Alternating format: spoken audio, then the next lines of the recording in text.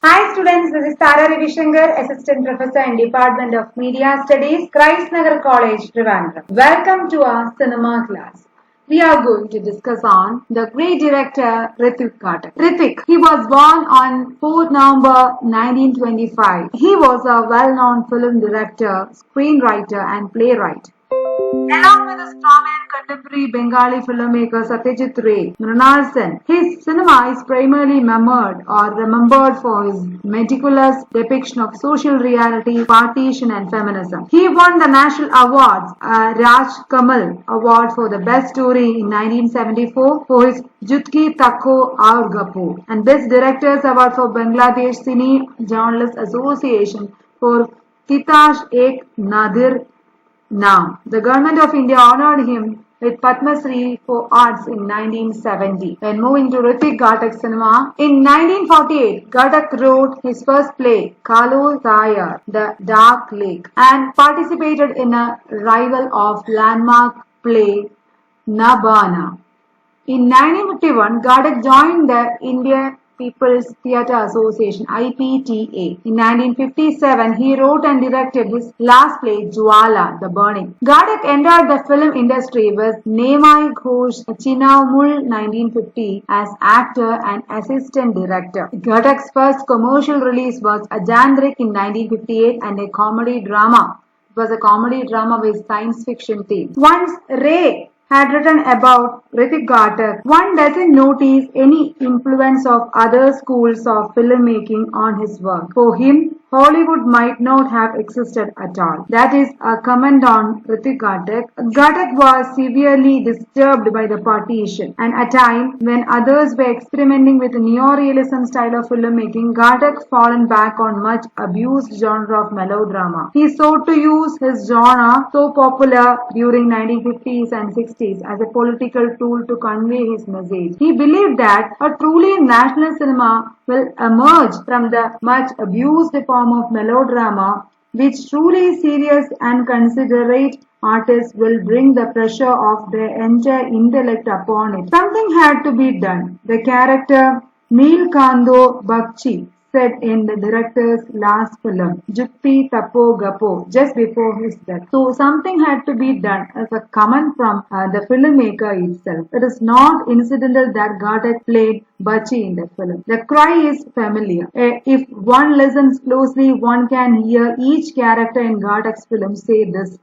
sometimes in rage, sometimes in rage, sometimes letting the words out as an incomprehensible sigh. They might not use familiar words, but the tongue with which they are uttered remain the same. And the women in Ghatak cinema is also different. Standing at the heart of his partition trilogy, the women Nita, Nashwa and Sita. Ghatak leaves the tales of loss around them till they begin personifying it, and women began used as a metaphor of a motherland has been tried and tested practice of Ritwik Ghatak. During the days of anti-colonial nationalism, the images again gathered importance as they were used to symbolize the motherland, race, language, nation, etc. Women as an image or a bearer of the look in Ritwik Ghatak's film. Ghatak de-establishes or he destabilizes the kind of women. The women in his film do not present a picture of abundance, rather they are mired in poverty. Ghatak's use of the image differs largely from the nationalist use by opening up the hitherto closed significations. He was using the images somewhat against the official nationalist discourse, commenting on the betrayal of the promise of anti-colonial struggle of independence in the subsequent transfer of power in 1947. Women serve as his voice of protest and also as the object through which he vents his anger. They are the part of Bengal, others are carrying with themselves, and as they perish, so does the identity of the land too. And that is thought of women. Ghatak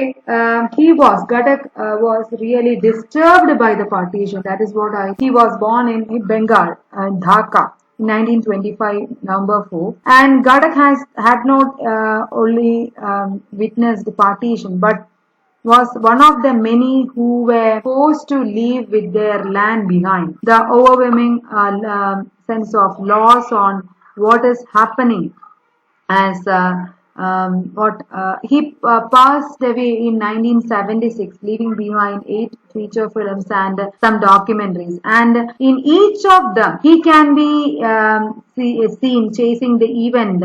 That means the celluloid was identifying the motherland, and Bengal partition was first explored in Nimai Ghosh's 1950 film Chinnamul.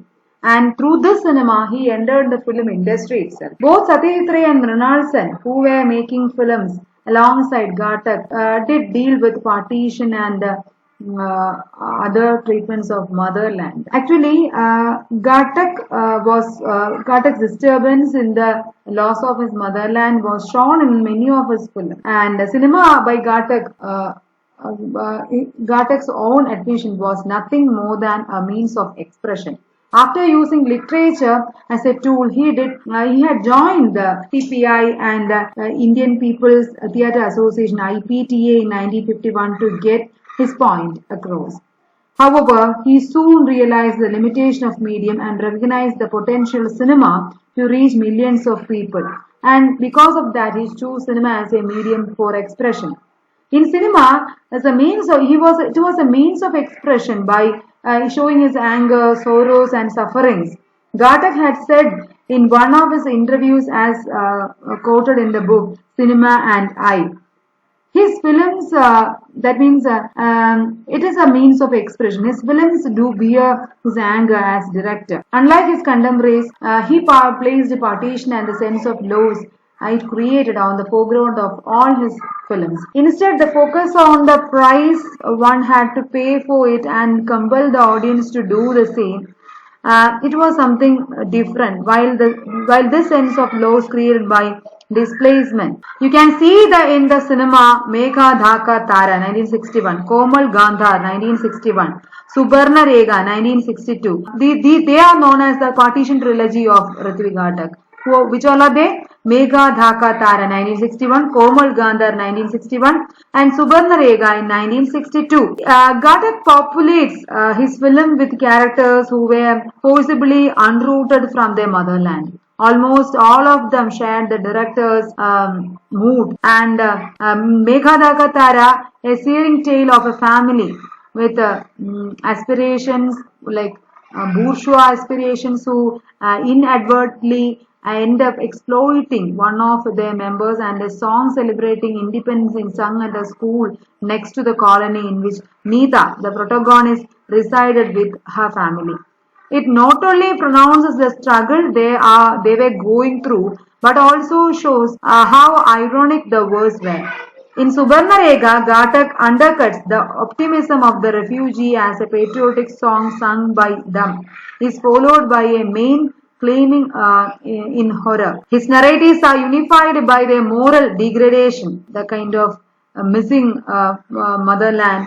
In Megha Dhaka Tara, the grief of losing all that they had transforms the family into predators as they feed on Neeta. The mother blames apparent cruelty to their perpetual poverty. And when Neeta coughs blood, her father screams out loud, "I accuse only to recoil and add nobody. He is as guilty as the rest in exploiting her." The refugee family in Megha Dhaka Tara gives way to two figures, that is Ishwar and Sita in Subarna Rega. The Ishwar, in a singular moment of dramatic coincidence, arrives at the doorstep of his sister on a night of drunken patron, and Sita's husband has passed away in an accident and leaving her alone, and with her son Sita was alone there. Sita, who used to sing Krishna Kirtan, was forced to sing for people in exchange of money. The degradation of the city not only corrupts Ishwar and his sister, but also the bone that leading to Sita to kill herself. Everything was shown there in Subarna And next is Komal Gandhar, the second film in the trilogy, is perhaps the most hopeful film, narrating the story of two theatre troupes. The film might be free of some of the oppressive despair of Meghadhaka Tara, but the love between the protagonists is unable to irrevocable sense of loss they suffered. That was the situation shown through the cinema. The scenery of the river Padma was shown. That means the claustrophobia of the smoke-filled Calcutta is shown there. And he documented the pathos and struggles of his characters to come to terms with their realities by restoring to language and nostalgia, and in turn reconstructed the identity of the land they had left behind. Ghatak's greatest commercial success films, Madhumati in 1958, it is known as there is success as a scriptwriter made through Madhumati. Ghatak directed 8 full-length feature films. His best-known film is Meghadhaka Tara, which is what we discussed now, and the Komal Gandhar, 1961, and Subarna Rekha. And these three were talking on the popular partition issue. And the Ghatak moved briefly to Pune in 1966, where he taught at the Film Institute. These were the student films, his student films, and making films become difficult because his poor health due to extreme alcoholism and consequent diseases. His last film was the autobiographical Jukti Takko Aur Gappo, a recent debate and story, 1970. And now about the influence and impact of at the time of his death. Ghatak's primary impact would seem to have been through former students. Through his sting teaching from FTII, one-time students like Mani Kaul, John Abraham, even Adur Gopalakrishnan, and especially Kumar Shahani, they carried Ghatak's ideas and theories, which were further elaborated upon his books like Cinema and I. Cinema and I is a popular book written by Ritwik Ghatak. It was about the great Indian cinema.